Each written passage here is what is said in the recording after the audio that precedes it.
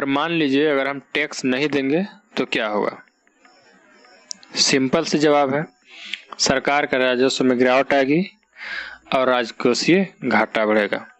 वर्तमान में भारत राजकोषीय घाटा नाम मात्र सकल घरेलू उत्पाद यानी जीडीपी का -3.72 है। पिछले 5-6 वर्षों में राजकोषीय घाटा लगभग -5.9% से घटकर -3.72 हो गया है। अब सवाल उठता है कि क्या हर कोई टैक्स देता है? जवाब है हाँ, हर कोई टैक्स का भुगतान करता है।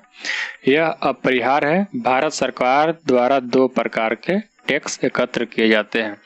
पहला एक प्रत्यक्ष कर यानी आयकर और कारपोरेट कर है। दूसरा होता है अन्य अप्रत्यक्ष कर, जिसमें जीएसटी, सीमा शुल्क, उत्पाद शुल्क, सेवा कर, उपकर आदि है। अप्रत्यक्ष कर से बचना असंभव है। हमें किसी भी वस्तु या सेवा की खरीद पर अप्रत्यक्ष कर का भुगतान करना पड़ता है। जब हम किराने का सामान खरीदते हैं तो उसकी कीमत में जीएसटी शामिल होता है। जब हम अपने फ्रिज की मरम्मत करवाते हैं तो जीएसटी लगता है। लेकिन प्रत्यक्ष कर से बचना संभव है। स्लैब और स्वीकार कटौती के आधार पर कुछ लोग टैक्स के भुगतान करते हैं और कुछ नहीं करते हैं। यह पूरी तरह से कानूनी है। निष्कर्ष यह निकलता है कि टैक्सों का भुगतान एक दायित्व है, लेकिन इसका मतलब यह नहीं है कि टैक्स एक बुरी चीज है। हम सभी अपनी सरकार को जो संचय कर देते हैं वो बदले में हमारे देश को बेहतर बनाने के लिए उपयोग किया जाता है। 1947 में भारत के बुनियादी ढांचे की स्थिति पर विचार करें। तब से भारत में बुनियादी ढांचे विकास, रक्षा, कुशल कर प्रणाली, ग्रामीण विकास, अन्य चीजों के साथ मजबूत आंतरिक सुरक्षा के मामलों में बहुत कुछ किया गया है। यह सब संभव नहीं था यदि देश के सभी कमाने वाले सदस्यों ने राष्ट्र निर्माण में अपना योगदान नहीं दिया होता। पूरे देश की चलाने की लागत विशेष रूप से जो हमारे जितना बड़ा और आबादी वाला है बहुत बड़ा है। यह उन टैक्सों के माध्यम से जो हम भुगतान करते हैं सरकार नागरिक संचालन करती है। दूसरे शब्दों में टैक्सों के बिना सरकार के लिए देश चलाना असंभव होगा। आयकर भारत सरकार के लिए आय के सबसे बड़े स्रोतों में से एक है।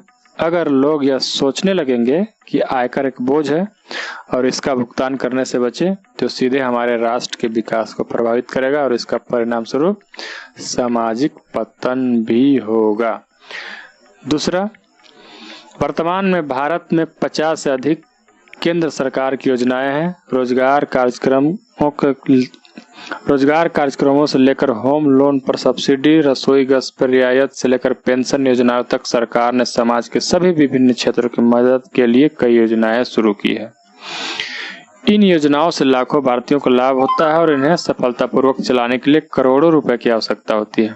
आयकर का भुगतान करके आप इन योजनाओं को सफलता में अपनी भूमिका निभाते हैं और सरकार की अधिक कल्याणकारी योजनाओं और कार्यक्रमों पर काम करने की क्षमता भी प्रदान करते हैं। तीसरा होता है बेहतर स्वास्थ्य देखभाल और शिक्षा। एकत्रित टैक्सों का एक महत्वपूर्ण हिस्सा देश का स्वास्थ्य सेवा और सुधार पर खर्च किया जाता है।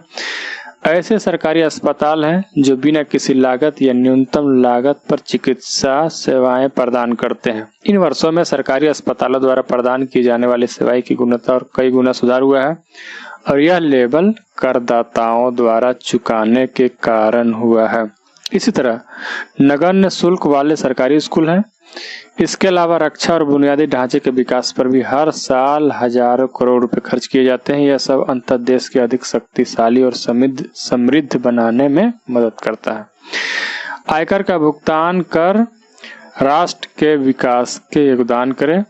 यह मानने की बजाय कि आयकर एक बोझ है, आयकर के महत्व को समझने की कोशिश करें और आप देखेंगे कि देश का विकास में आपका पैसा कितना भूमिका निभाता है। एक जिम्मेदार नागरिक बने और हमेशा समय पर अपने आयकर का भुगतान करें, क्योंकि यह टैक्स भुगतान के माध्यम से है कि हमारा देश अन्य विकसित देशों के साथ बना रहता है और आगे बढ़